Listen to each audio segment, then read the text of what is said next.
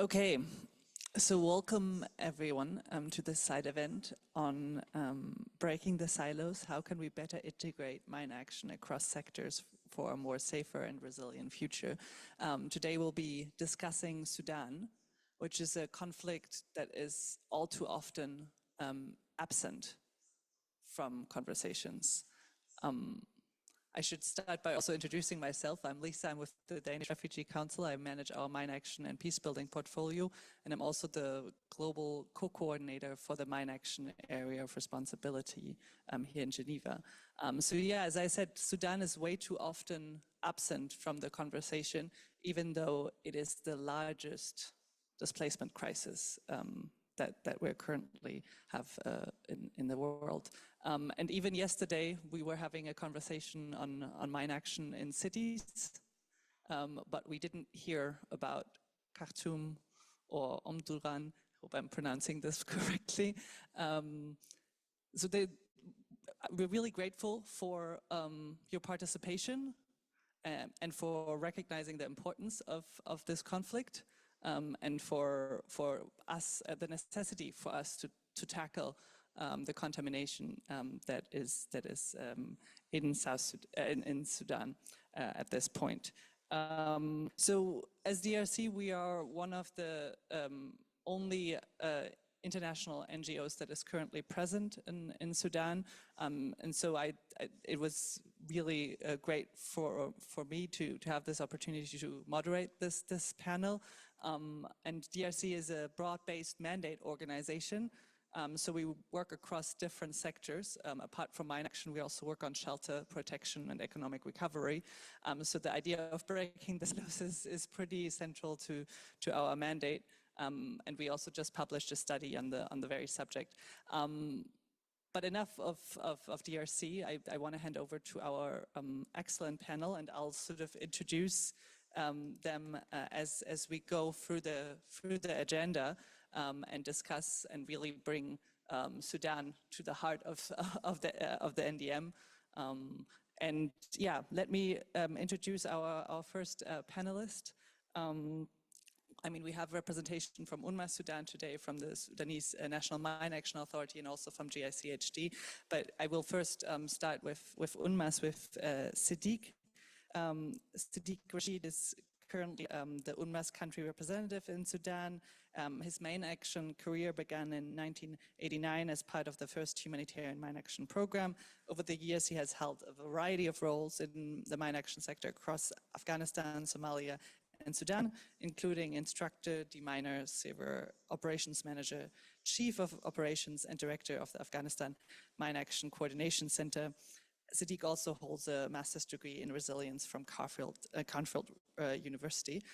So yeah, I'll hand the floor over to Siddiq for his first sort of remarks to give us an overview of the situation, and then we'll move on to our other panelists. Siddiq, over to you.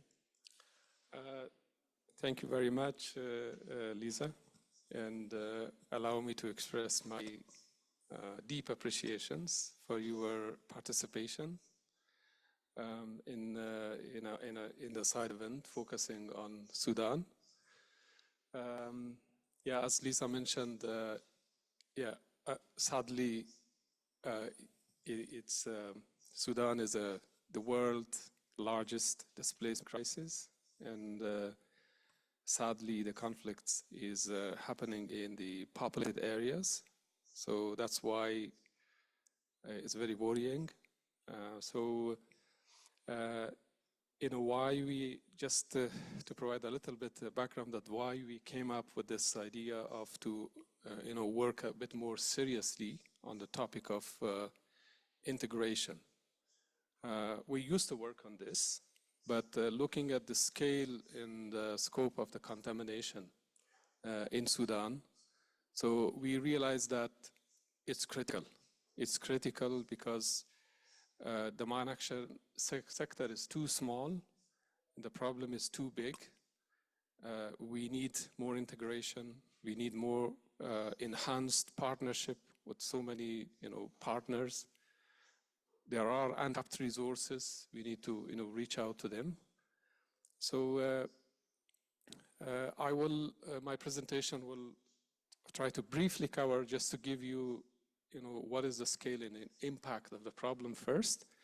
And then I will try to focus more on the idea of integration, just to inform you what we have done so far, and what are our thoughts for the future on making sure that this idea of integration for expanding our, providing more mine action services to more people, using partnership approaches, using the idea of advancing the idea of integration.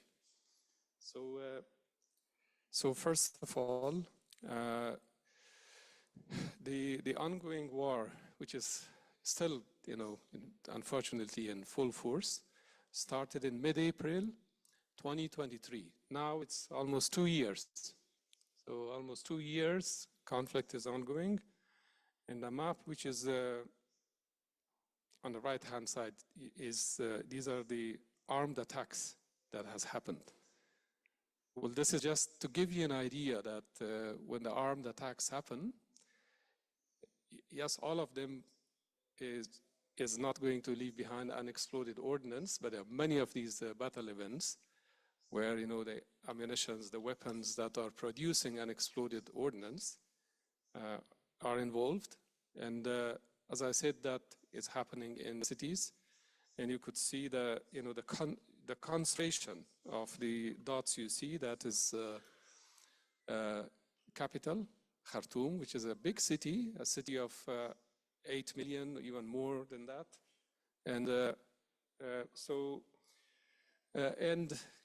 it happened in so many urban areas. So unfortunately, the contamination is increasing as we speak. Just to give you an idea that where we were, Sudan was very well on track towards completion. The 3 eastern states were all cleared from the non-contamination. And the problem was only in South Kordofan, and mostly in rural areas, and Blue Nile. And Darfur was also, a lot of work was done. There were no mine contamination in the whole of Darfur on the western side of the country. It was a few unexploded ordnance contamination that was left behind. So we were pretty much, in the process of, I think the program was to complete. But now this war, this map is, what we have done is we have only, picked up all those information with the possibility of, or battle events with the possibility of unexploded ordnance that will be left behind as a first step, So this is the situation now. Khartoum is the capital, seems to have witnessed a lot of battle events. So, a significant amount of exploded ordnance is expected there. And you could see many other hotspots in GICHD State, for example, in Darfur, the whole of Darfur, several towns in Darfur. So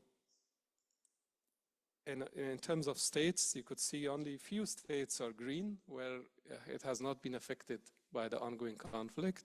The rest, conflicts have happened pretty much in every state. So widespread unexploded ordnance problem is expected.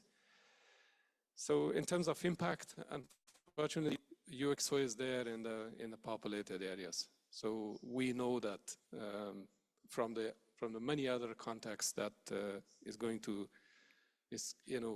resulting into tragedies. UXOs are there in the houses, and children are the most affected. The women are going to be affected. So as I speak, the return has already started to many areas. For example, Jazeera State, where 1 million people were displaced, now many people are going back. And in terms of clearance, nothing has happened. So yeah, I think it's quite. Let me move on to And next slide, to the integration of mine action. So right from the beginning of the conflict, where we actually, as a sector, we lost everything. Only a few personnel were left. In terms of equipment, everything was lost. But from that day one, we started, to reaching out to other partners that you could, all we needed to spread the message, the safety messages for the people, because there are many people who were stuck in the conflict zones. They were already, facing this threat in the city where, the population normally were not aware. The focus of the mine action in the past years were all in the rural areas. So people, inhabitants of cities were largely unaware. And for this reason, what we did was also, the United Nations activated the cluster system. So we made every effort to be integrated into these cluster system. And then we were requesting for presenting about the mine action problem. And we delivered so many presentations in these cluster systems. And then we also started the work because the aid workers were also at greater risk, because they were going to the front lines, to the areas where conflict happened. So we focused on aid workers, awareness raising as well. As I speak, we were able to direct sessions to more than 1,200 aid workers. And we also came up with the idea of that we needed to inform them on a regularly basis. So we produced a monthly information management product doing analysis of the possible explosive hazards state by state. So we actually disseminated that widely to the aid workers. So that's happening now. And then in terms of assessment missions, joint assessment missions are increasing. So we tried all our best to be part of every assessment missions to provide, make sure that the aid interventions and aid workers are safe from the explosive hazards. And then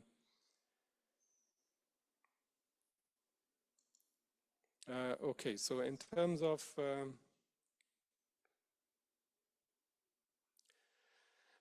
so what we did was initially we had a lot of displaced population in the areas where conflict was not happening. So the focus was more. We deployed the risk education teams to focus more on the displaced people. And then what happened? So what Madani became accessible, and people started to return. Part of the capital became accessible, like Umdurman. People started to return. So what we did was we deployed the available resources to the bus stations, for example, aid delivery points. We actually give the materials to the other aid workers to disseminate those basic safety messages when they are delivering other aids. So this is happening as we speak. And again, the problem is so big. I mean, we're talking about maybe at least 13 million people that need to be, their awareness needs to be raised, and they should know how to live with explosive hazards. I think it's still a long way ahead of us. And then for survey and clearance, we managed to establish very small capacity because of the funding challenges the program is facing. And that's actually this, it's a very kind of quick response capacity.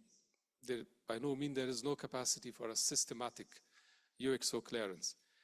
The number of battle events that have taken place are in thousands. Ideally, wherever the battle takes place, that area needs to be searched, to make sure there is no.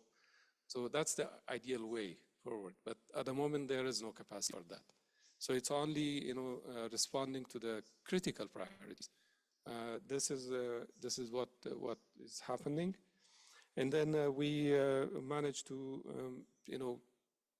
aggressively, I think, integrate mine action into the strategic level. Humanitarian country team with we did improved our efforts in terms of HNRP. There was some food related activities, assistance activities that we integrated mine action there.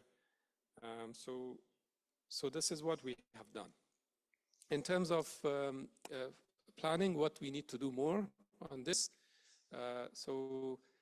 The recovery in the construction phase is going to start. The Greater Khartoum is highly likely that will be soon accessible, and the city needs to be, refunctional, the critical infrastructure, all of it, and so it's really important to inform the actors, the recovery and construction actors, in time, that you are going to face this risk, and at the same time, do not expect that they will be somebody immediately coming and solving your problem.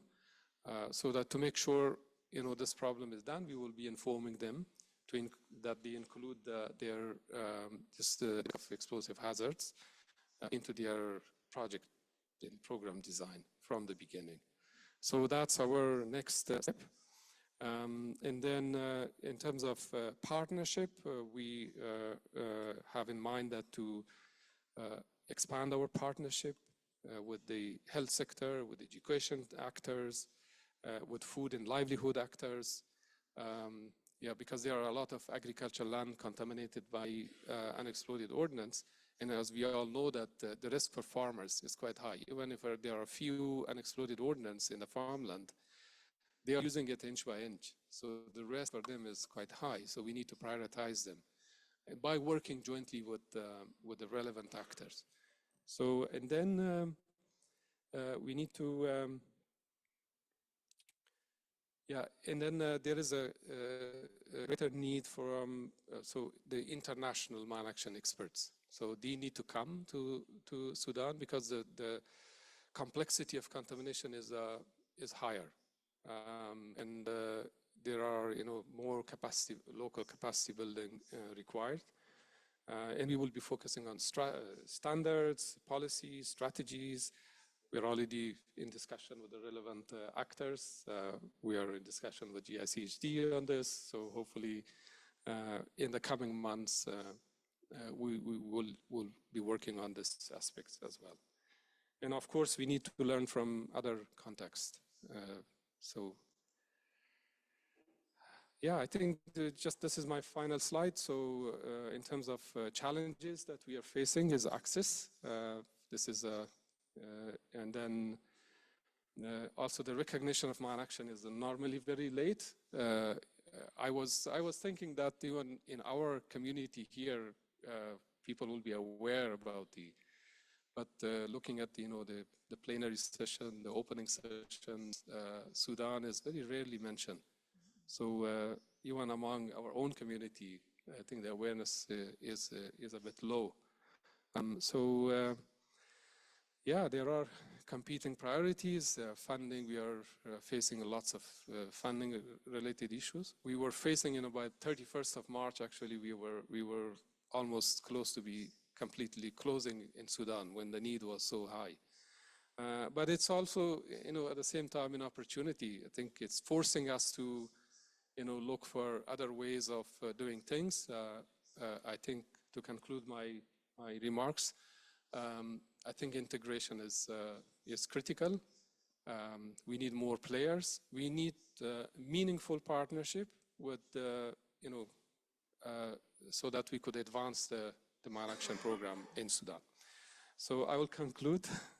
Thank you very much. Back to you, Lisa. Thank you so much, Siddiq, for this overview and for honing out some of the best practices that are already existing on the ground when it comes to integration. I think sometimes there's a bit of an overwhelming situation with operators where they don't know which kind of outcomes to measure. Because of course you could measure almost anything and everything, right? Mine action can touch so many different sectors. But in our research that DRC has conducted, we actually found that there are three main outcomes that people agree upon, which is returns, agricultural development, and productivity, and safety, of course. So I think that agreement is quite an opportunity for us to make the case for better integration and for better outcome measurement. So thanks for that. And now I'll hand it over to the director of the Sudanese National Mine Action Authority, Mayor Khalid, for his remarks. Let me just introduce him properly. Mayor General Khalid has been the Director General of the National Mine Action Center since 2020, leading Sudan's national efforts in mine action. He has served in the Sudanese Armed Forces since 1991 and has held various positions in the Corps of Engineers. He holds a War College Fellowship from Al-Nimri Military Academy and a bachelor's degree in business administration. He has actively participated in international conferences on the Ottawa Convention and is also committed to creating a mine-free and safer Sudan. With his vision and extensive experience, Mayor General Khalid strives to create a safer environment and communities free from the threats of landmines and explosive remnants of war. I give it over to you, Major Khalid, and he will be speaking in Arabic, so there's translation for all of you, and we've already, most of it, pushed it to English, so I hope that will work. So yeah, let me just put it on and then I'll hand it over. Thank you so much. شكرا الحضور الكريم أسعد الله صباحكم بكل خير. Ladies and gentlemen, I hope you have an amazing morning. Thank you all for being present to talk about Sudan. As the situation in Sudan is very bad currently, and we need to give you updates about the current situation of the country. But I think that what Sadiq has presented gives you a good idea about the current situation in the country, about the presence of war remnants and mines. Thank you for being here. I hope that we will have a very fruitful discussion that will be useful to المركز القومي لمكافحة الألغام هو الجهة الحكومية المناط بها تنفيذ أعمال مكافحة الألغام في السودان، ويعمل وفق ذلك مع بعض الشركاء. تأسس المركز منذ العام 2005 وهو يعمل كذراع تنفيذي للسلطة الوطنية في السودان منذ العام 2011. Apologies, there's no translation at the moment. I think we're trying to resolve the problem.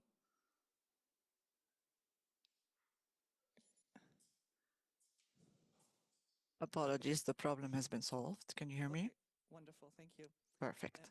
You can start it. The National Mine Action Center is the center that is entrusted with implementing the mine action in Sudan. It was established in 2005, and it is like the implementing arm of the national authorities in Sudan since 2011. It was in Khartoum. However, currently it is in Port Sudan. The center sets in place the plans in collaboration with our colleagues from the UNMAS, in addition to the monitoring, licensing activities, particularly for organizations that are working in mine action sector in Sudan. Sudan joined the Ottawa Convention in 1997, and it started the implementation in 2004.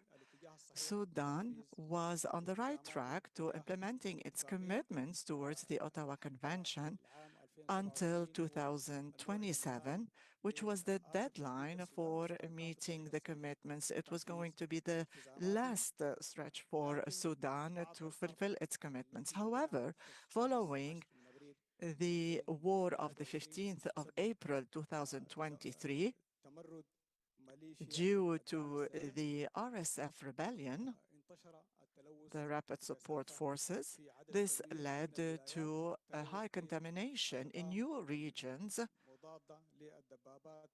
for anti-tank mines, war remnants, and the contamination was very widely spread. It even reached the urban areas that were not contaminated in the past, including Khartoum, the capital. The current situation in Sudan, contamination is really high, and the authorities might not be able to fulfill their commitments to mine action within the scope of the Ottawa Convention, and Sudan might require or demand an additional extension of the deadline for implementing the mine action commitments. When it comes to the post-conflict recovery efforts, we started actually in April of last year when the center opened an interim office in Port Sudan to conduct mine action activities. In addition, a number of EORE teams were deployed, particularly in the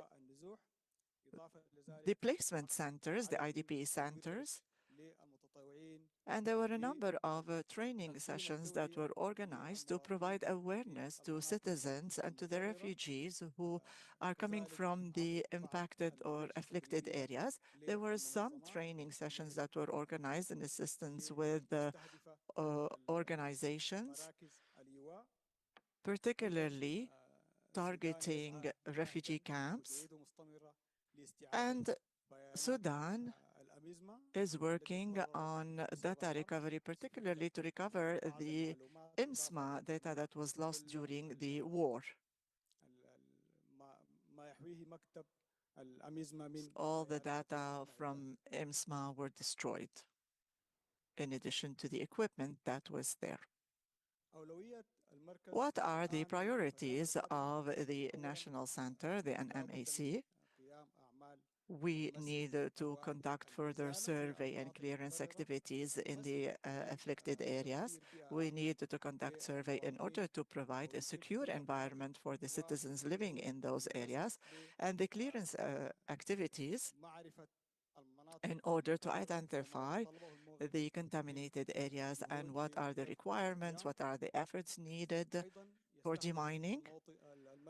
Amongst the priorities also of the center, to widen the awareness campaign activities related to the explosive ordnance risks, so the EORE education through camps, refugee camps, and indirect education through media outlets.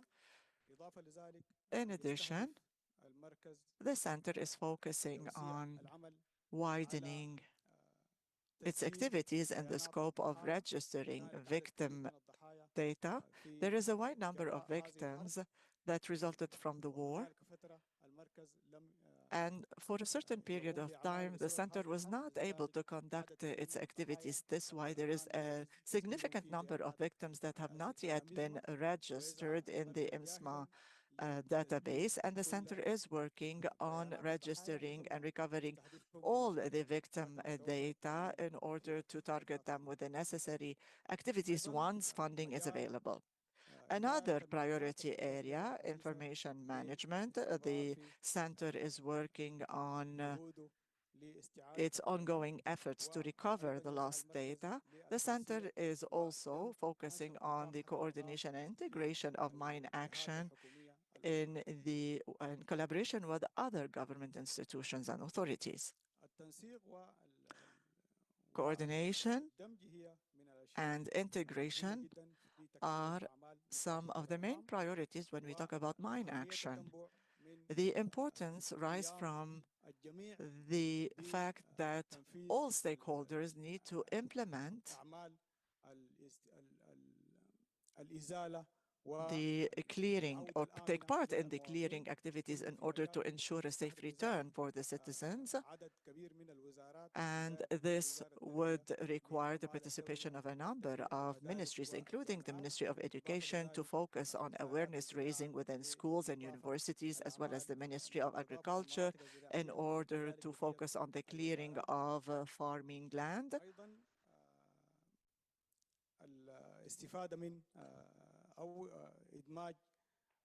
Also, the mine action integration need to be done at a ministry-wide level, so all ministries need to be integrated.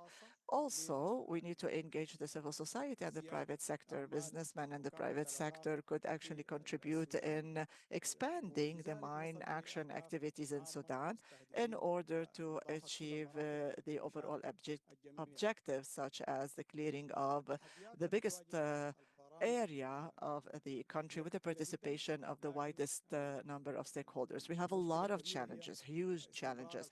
However, the main challenge is the ongoing conflict and war.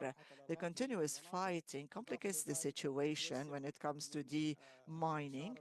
It also creates new contaminated areas.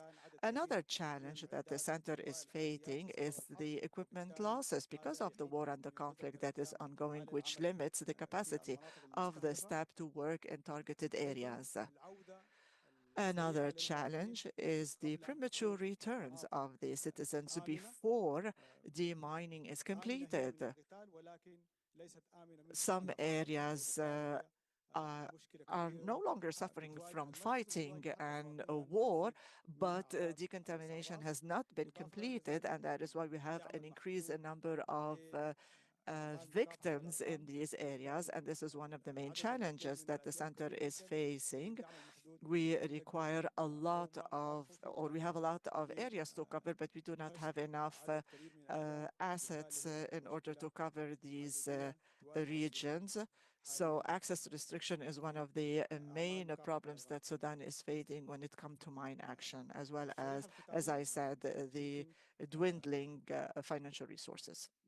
Moving forward, what is important is to make sure that all parties are taking part in supporting mine action activities in Sudan, whether it's the GICHD, UNMAS, or NGOs. So we need international support. We also need the collaboration of all relative parties. There are some areas that were contaminated that are rural areas, urban areas, and so we can benefit from the success stories of other countries that can be also implemented in Sudan. So we can learn from other countries' experiences, and we need to focus on capacity building. It should be an ongoing effort in order to recover or to allow Sudan to develop its capacities and to face all the challenges that it is facing currently. And finally, Sudan reiterates its commitment to the Ottawa Convention. Despite all the challenges, Sudan will continue to report and submit its report to the relevant authorities within the set deadlines. Sudan will continue its efforts in order to create a safe environment for the citizens and to recover its pioneer role in mine action in line with the Ottawa Convention. Thank you very much. Shukran, Maya Khalid. It's very key, and you've demonstrated this, to have the commitment of the national authority to integration, to efforts that support different sectors to work together.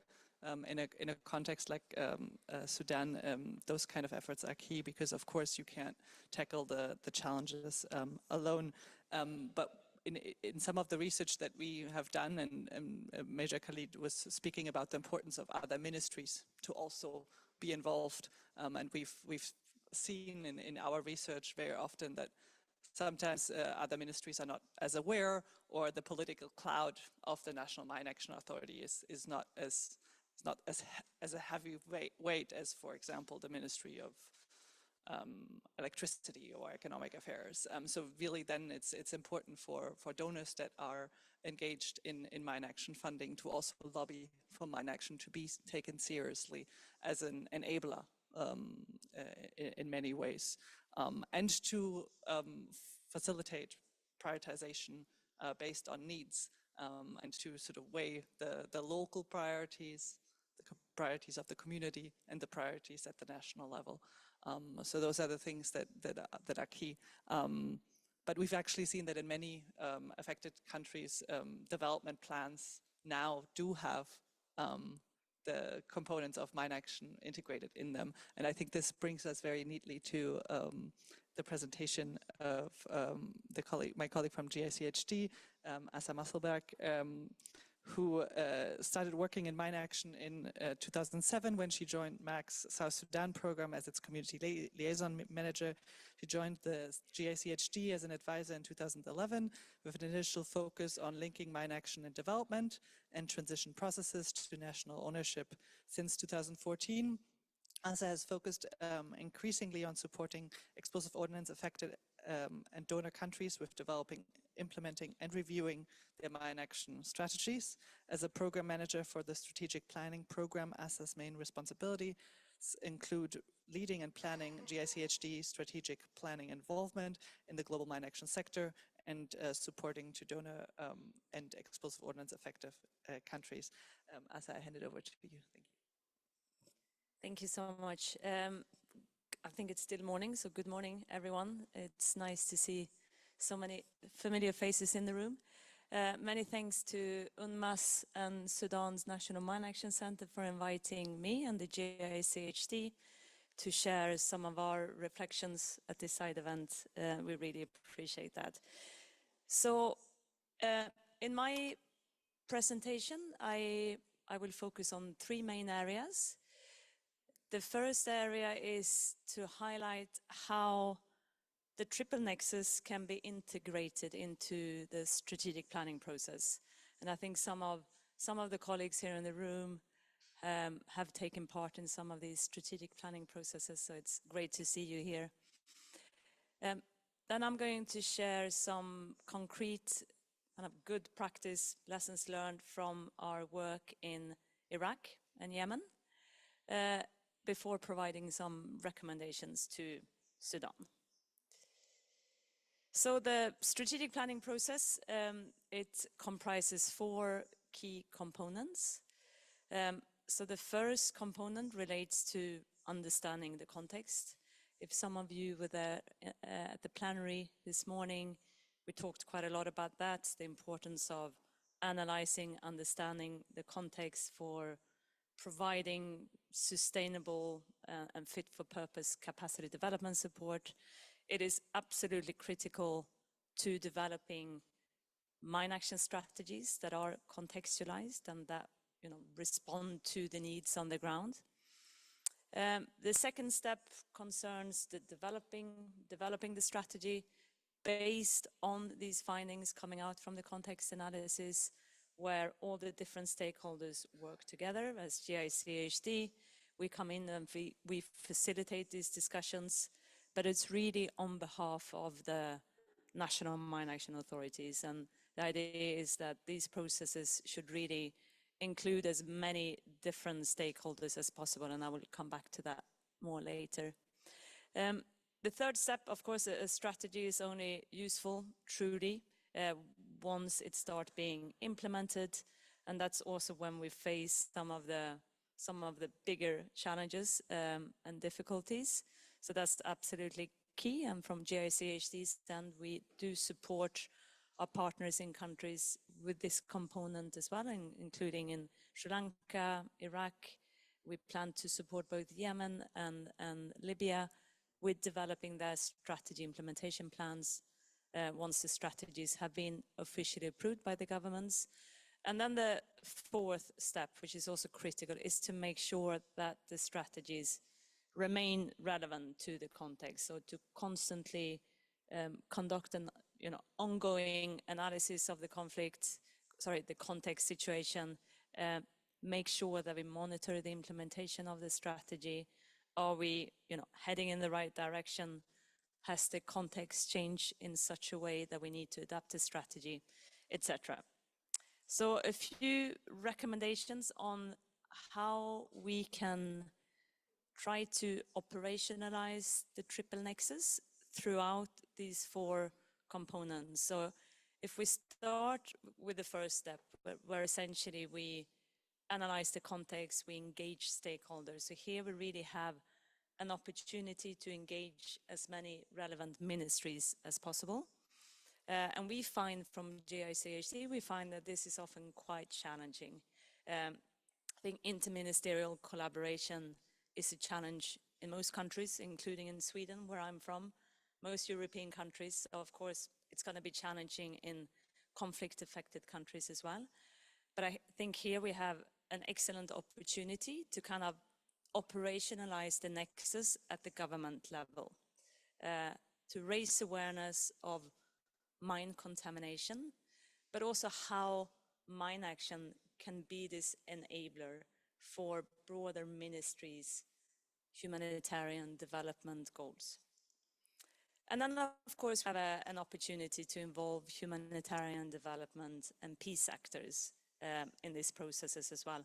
Again, if we do that from the very beginning, we can tap into their expertise, their experience, and we can make sure that their involvement also kind of adds a little bit more meat to the analysis, and that we look at it from a broader perspective, where we take into consideration broader humanitarian development and peace aspects, rather than looking at mine action in isolation.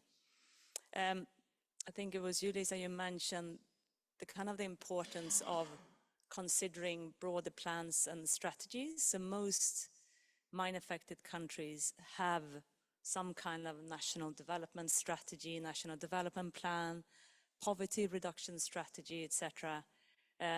So first of all, it's important to consider these plans and to see how we can connect the mine action strategies with these plans. But then there are also opportunities to make sure that we can reach out to these broader actors and have mine action integrated into their plan. So it's really that collaboration and to focus on kind of raising awareness around mine action's enabling role. I already mentioned the importance of ensuring that context analysis is broad and holistic. Again, there are two aspects to this. First of all, mine contamination's impact on broader aspects, but then also how mine action can facilitate and enable development goals, humanitarian goals. And this last point here is related to broader information management and to encourage data sharing and analysis among actors. And I think, this is something that we still struggle with in the humanitarian sector at large. So no surprise, we are finding it a little bit difficult and challenging in the mine action sector as well to connect the dots with broader kind of information sets, etc. But I will show an example from Yemen later that kind of hopefully illustrates the importance of that. So from GICHD side, I still struggle with abbreviation after 13 years. We have worked with quite a few countries on strategic planning. And I think while each context is unique, there are lessons to be learned, and I think good practices to be capitalized on. So I will highlight two of these countries, so Iraq and Yemen. We started working with Iraq, supporting them with developing a mine action strategy in 2021. So I would just share a few kind of lessons learned from that process, specifically related to how to operationalize the triple nexus. So first of all, in the Iraq mine action strategy, so that runs from 2023 to 2028. The strategic vision, so the very highest level of the strategy, and the strategic objectives, they reflect broader national humanitarian and development goals. So already at that level, we made a very conscious effort together with the authorities in Iraq to make sure that we take a much broader kind of holistic approach to mine action. We did have very broad ministerial participation in the development of Iraq strategy. The Iraq strategy is a unified strategy, so it covers all of Iraq, including the Kurdish region of Iraq.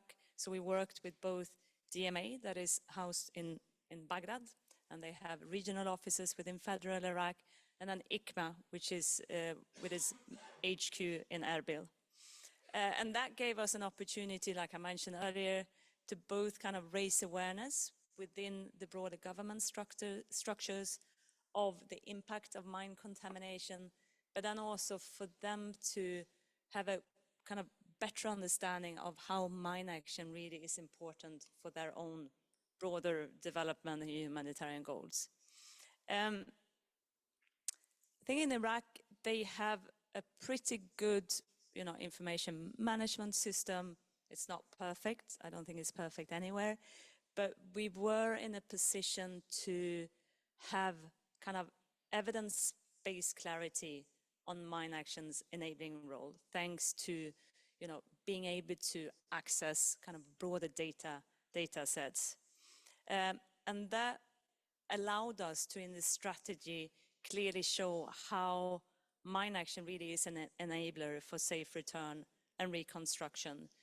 So we had quite a lot of interactions with different, first of all, the government ministries, but then also other NGOs, UN agencies that are involved in these areas.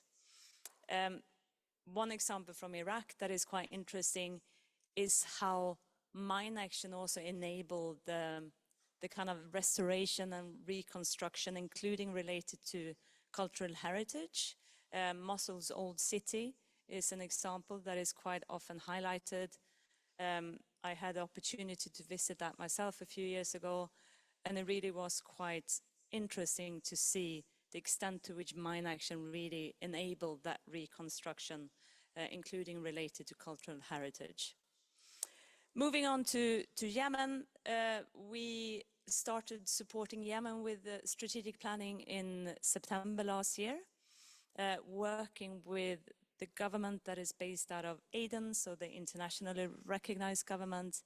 And again, thanks to really great efforts from the Yemen Mine Action Coordination Center, we had very broad ministerial participation in the strategy development, Ministry of Education, Ministry of Health, Ministry of Environment. And we also had representatives from the different factions and actors within the internationally recognized government, which is quite a fragmented government itself. And I will touch upon that a little bit later, why that was quite critical. So in the Yemen strategy, which currently is draft, is being reviewed by the government at the moment,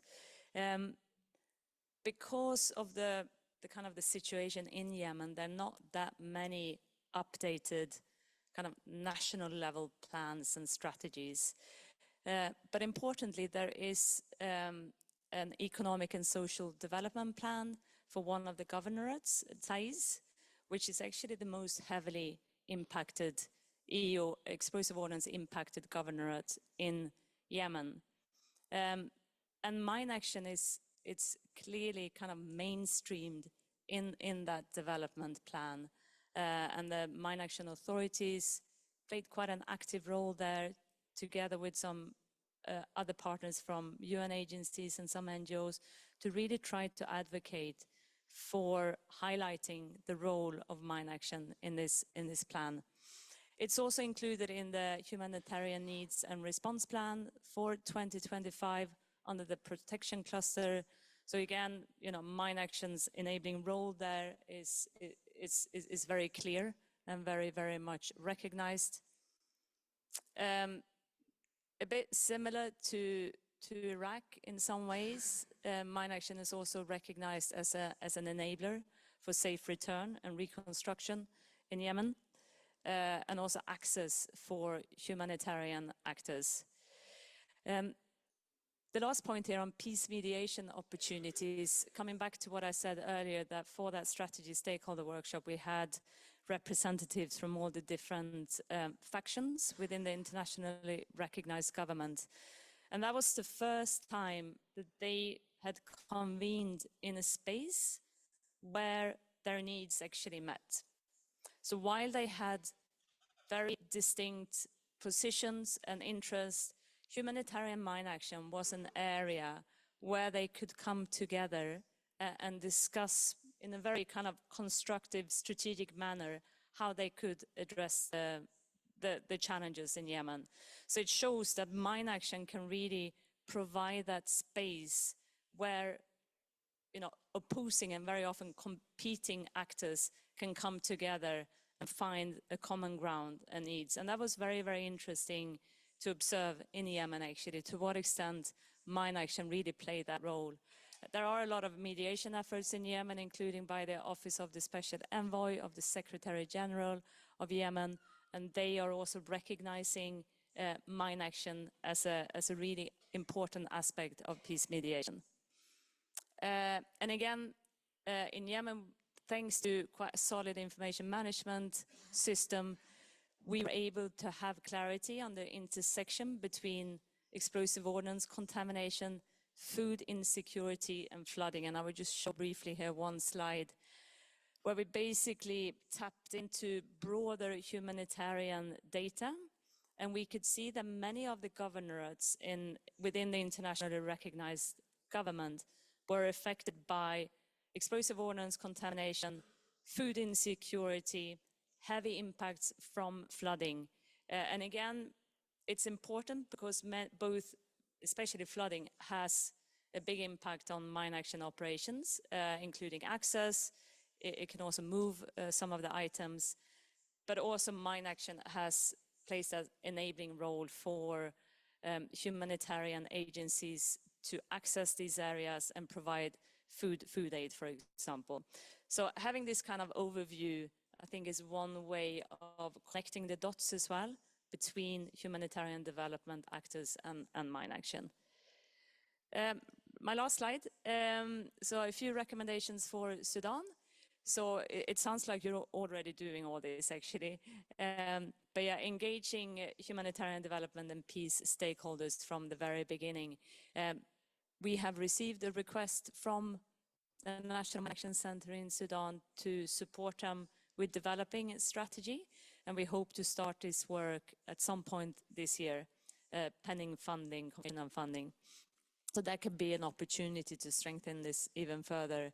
Again, promoting data sharing and analysis to the extent possible, so we can see that overlaying of data sets and see how explosive ordnance contamination intersects with other data sets.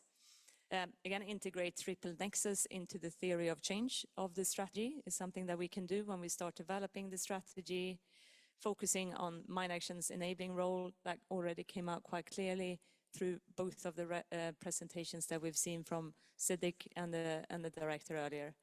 And yeah, promote collaboration and partnerships between mine action and HDP actors. Thank you.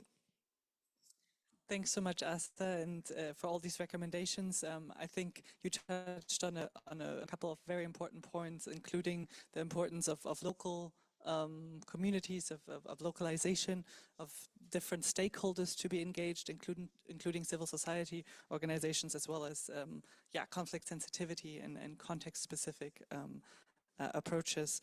And I mean, one thing that I can share is that 8 out of the 10 most insecure countries actually are also affected by mines and by contamination. So this linkage should really be utilized, and we need to use Mine Action's role to address this. We're now, considering the time, moving on to the Q&A session, and want to hear from you, from the audience. I have two requested speakers already on my list. One from the Sudanese mission here, Ambassador Baradin. So I'll hand you the floor first, and then I'll hand it over to Mac. Thank you.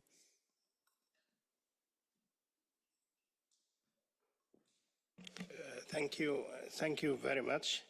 Thank you for UNMAS, Mr. Rashid, and thank you, General Hamdan, and thank you,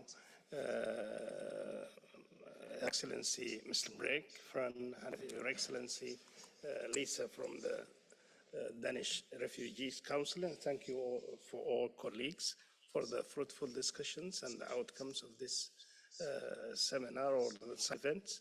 And I would like to assure that the importance of the collaborations and the partnerships with the different organizations and the different stakeholders in Sudan, based on the informations on the grounds and based on the situations which is very terrible in Sudan after this war. So we would like to assure that Sudan government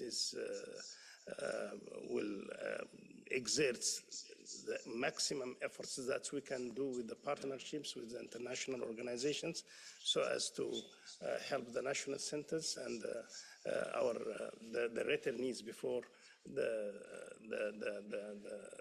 after the clearance, or after we declare that the capitals, especially Khartoum, which is between 7 to 8 million right now of the populations, we need just to safe grounds for them, so safe returnees for them. We need to raise awareness about the safety before just the distributions of foods and other assistance. So the safety is for our kids, the safety for our citizens is the vitals and very important for us.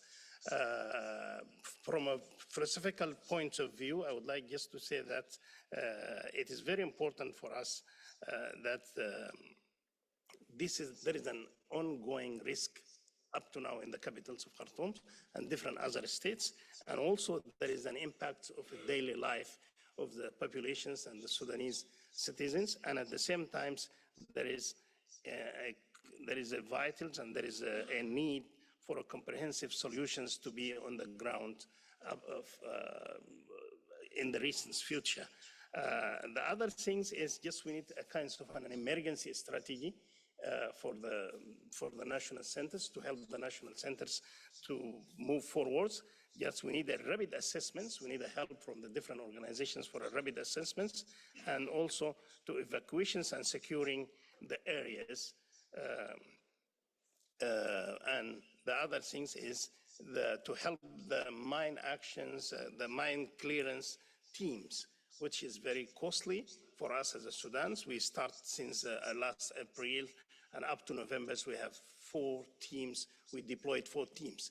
The main problems and the challenge of these 4 teams is the budget and the technical assistance in terms of equipment. So this is very important for us. We need the donors and we need the friends from other organizations to help the Sudan Mine Action Center. The last but not least is the environmental remediations. This is very important for us. We need also a kind of help in this measure to restore the contaminations areas.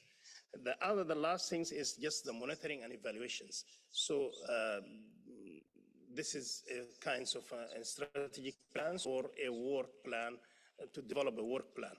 This is what we would like from the international community, from the partners, from UNMAS, and from the other relevant organizations to help Sudan in this regard. I thank you very much for all the effort that you made, and tack så mycket, Mrs. Wilbrand.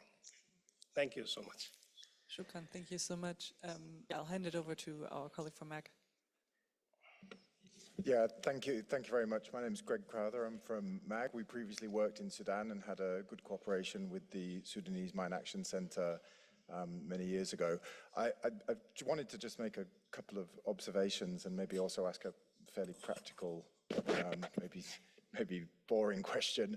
But I think it's obviously very challenging when we've seen, unfortunately, in other contexts, when a mine action center has to transition from legacy clearance in a relatively stable environment to an emergency response with a very complex set of needs, as the panelists have very effectively outlined during the three presentations.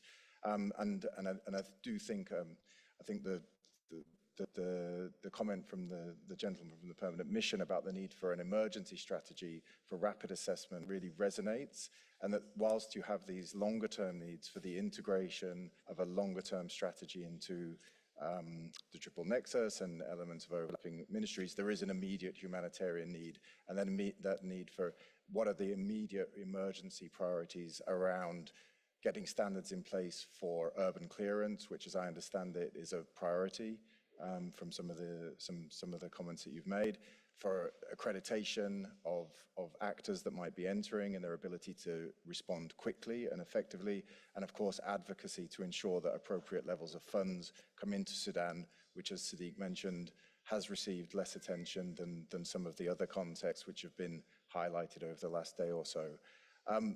I guess it's unfortunate in many ways that we've seen over the last couple of years several contexts in which we can learn lessons that will be very applicable to Sudan.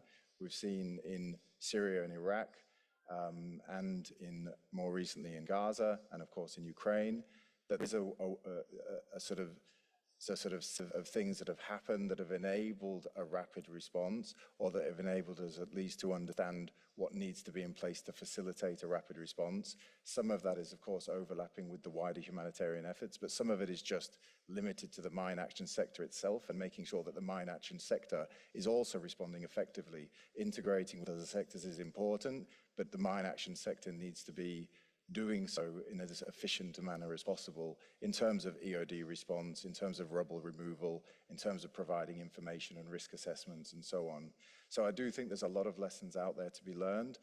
MAG's obviously been operational in many of those environments, and we've worked with partners across the sector to help develop things like standards for rubble removal in Lebanon, to feed into the Mine Action Area of Responsibility Working Group in Gaza on that same thing. And I do think there's a lot of lessons that can be learned quickly and applied and hopefully contextualized for the Sudan context.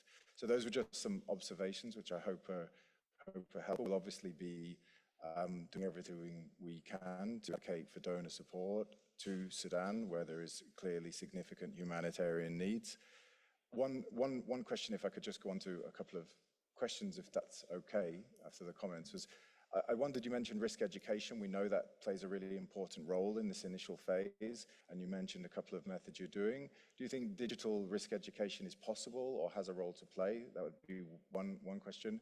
A second question was, you mentioned trying to recover the IMSMA database, and I just wondered if there is any current interim information management system in place which is gathering some of the data so that you can move from a heat map to more specific information as activities take place.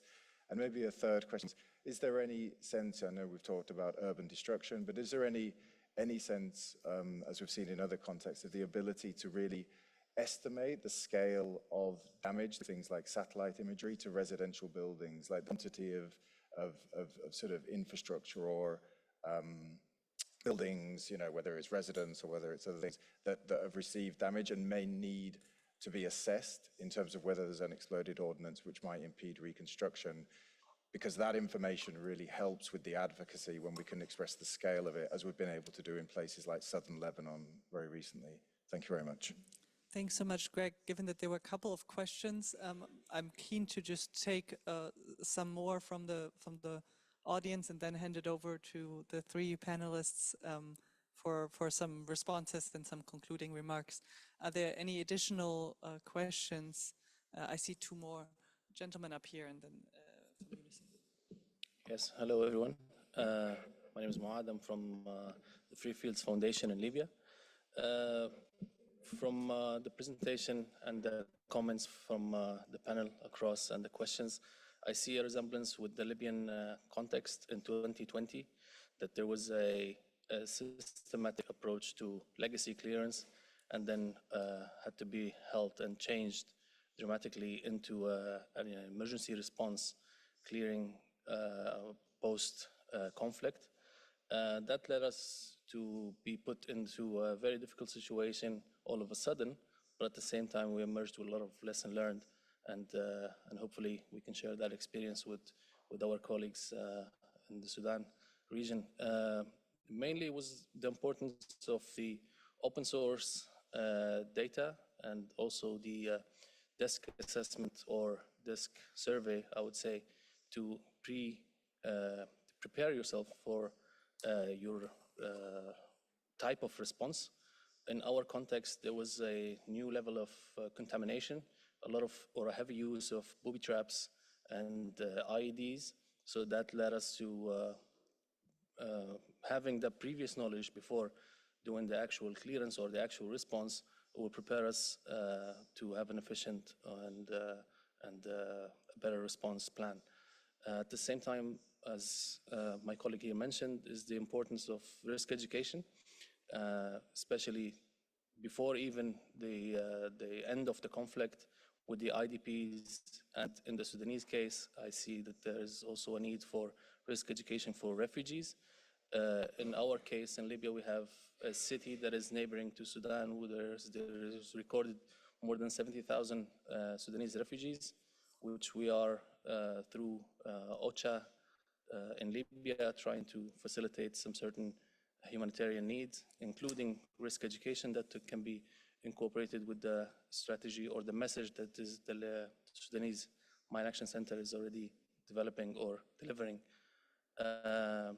Also, we need to have a lot of advocacy towards donors, because at the time of response, you don't want to have concept notes and proposals to the donors. You want to have the funding ready and the teams ready funded and to be deployed quickly, because the rush of the returnees who have the eager want to return to their homes very quickly, that can put them into the risk of running through the contamination and the hazards of that. So thank you. Thanks so much for sharing those lessons. I'll have one more remark, and then we really have to wrap up. Thank you. Yeah, thank you. Tom Meredith from the Halo Trust. Thank you very much for your presentation today.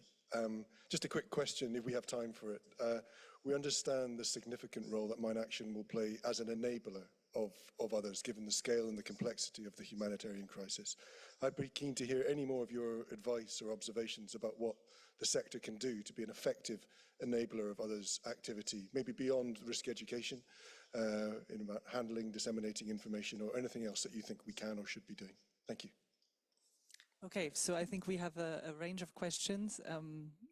I'll maybe hand it over to Director General first to respond, and then Asa and Siti can come after. Thank you.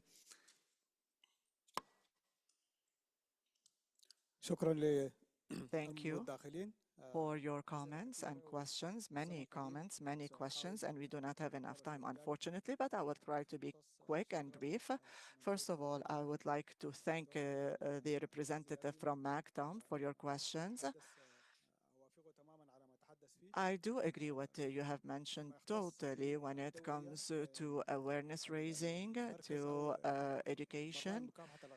The center in Sudan is focusing now on raising awareness in all forms, in all media possible, through refugee camps, and even by using social media outlets in order to benefit in raising awareness amongst all those impacted. When it comes to data recovery, we have been able to recover even the data related to October 2022. We still have a gap or 6 months still left in the lost data. And the program is still working on the recovery of all the data by contacting the organizations that were active on the ground and the regional offices to collect their data, because data is very important in mine action, particularly in the next step in the future. When it comes to the damages and the scope of damages, there is no need currently to collect satellite imagery, because most of the information is available. Access can be possible to identify the contaminated areas. But definitely we can benefit from the technologies in order to identify the specific kind of risks that we face. We thank the colleague from Libya, and we are willing to collaborate with all and any programs, anyone who would willing to help Sudan.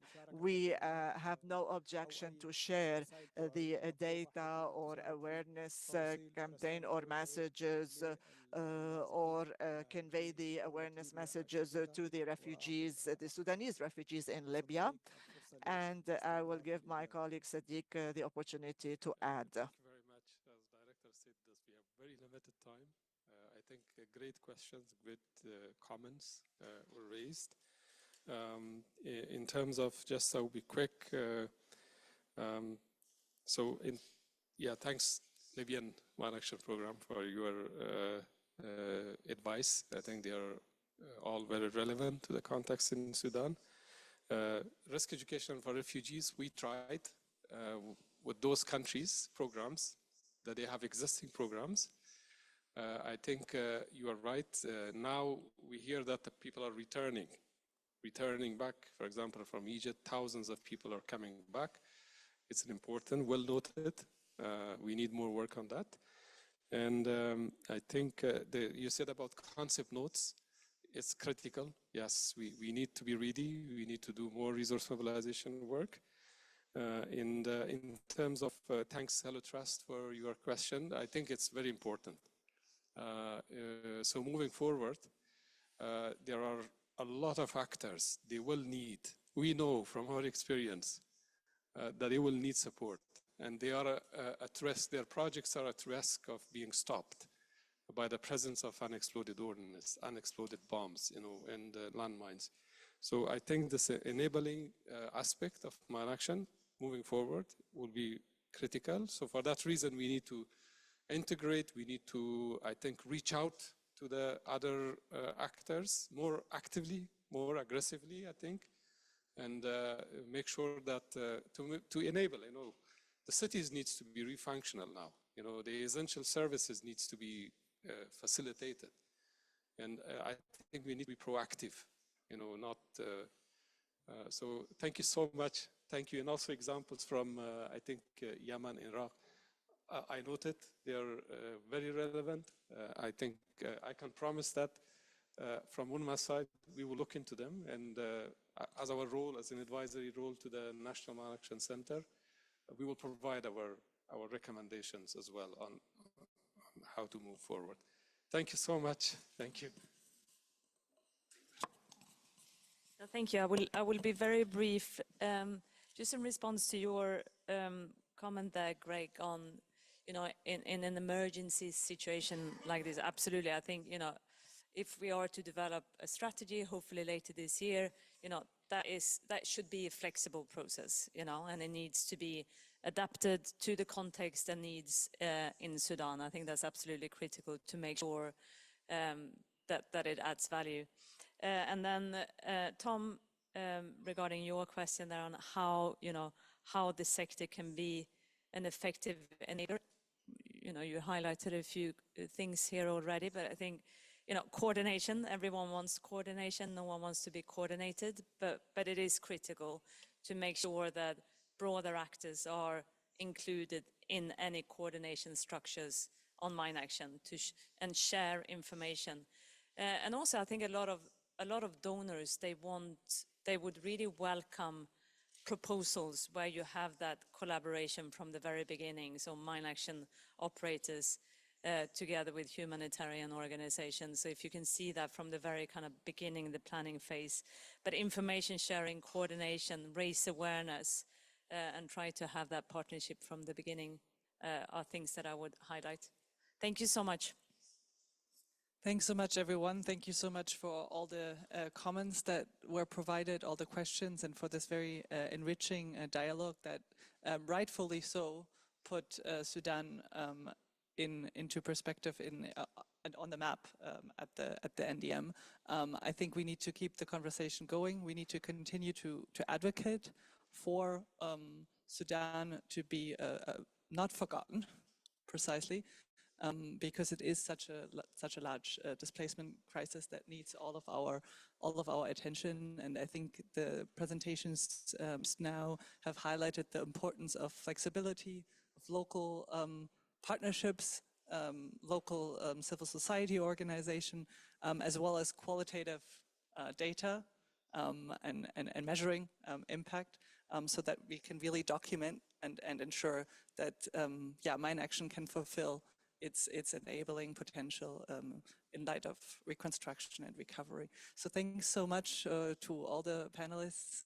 Thank you so much, Director from the National Mine Action Authority. Thank you so much, Sadiq, and thank you to GICHD as well, and to you for all of your participation. Thank you.